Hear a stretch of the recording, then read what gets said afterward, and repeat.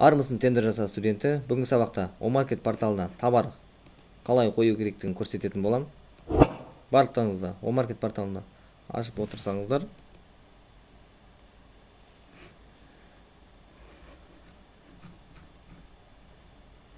Омаркет порталына личный кабинетке кіресіздер, және де жоғары жақта поиск деген болады. Поискқа кез келген бір товар жазатын болсақ, мысалға ветч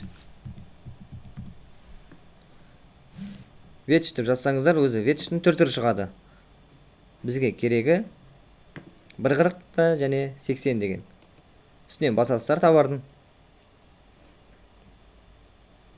Товардың үстінен басқаннан кейін төмен қарай түсеміз.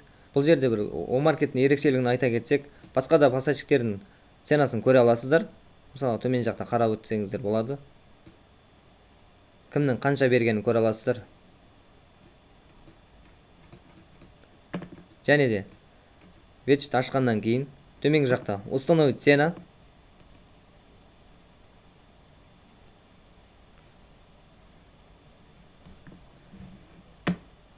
Товардың атын копировать етіп аламыз.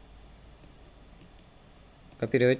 Және де артикул деген жерге вставить етеміз. Және товар қойған жағдайда сөздің арасын жақындатамыз. Және де ешқандай да точка, үтір, нүкте болмау керек. Артикул дегеніміз, мысалға, әркімнің өзінің артикул нөмірі болады. Мысалға, менікі 1-ден 6-ға дейін. Әркім өзі біледі қандай нөмір жазса да, бұл жерге қатты бір маңызды рөл атқармайды. Және де төмен қарай түсеміз.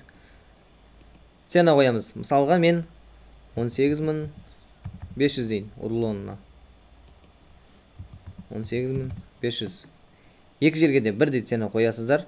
Және де оң жағында все пункт деген жерге галочка қоямыз. Және де точка сама производ деген жерге галочка қоямыз.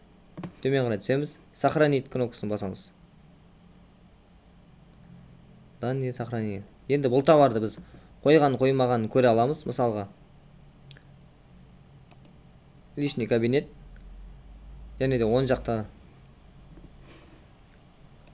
личный кабинет. Және де төмен жаққа түссеңіздер товар. Және де управление предложение. Сіздердің товарларыңыз шамамен 179 күн тұрады.